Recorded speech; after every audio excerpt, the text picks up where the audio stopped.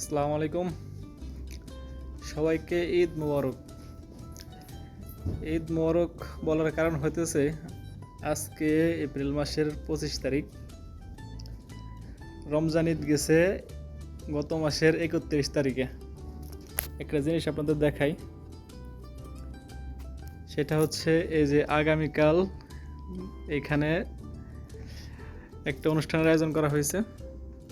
দেখেন, এই যে ঈদ মোবারক, এই special month for all Muslim in the world, মানে এই মাসটা তাদের এই ঈদ উপলক্ষেই কাটবে। রোজার ঈদ থেকে কোরবানির ঈদ পর্যন্ত সব দিনে তাদের এই অনুষ্ঠানের আয়োজন করা হয়ে থাকে মালয়েশিয়াতে। এদের দিকে দেখেন, সাজানো হয়েছে।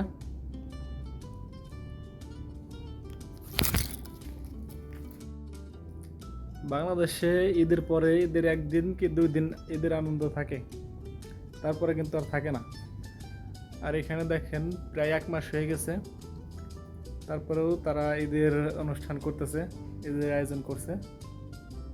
মানে সারা মাসে তাদের এই ঈদের আনন্দ থাকে।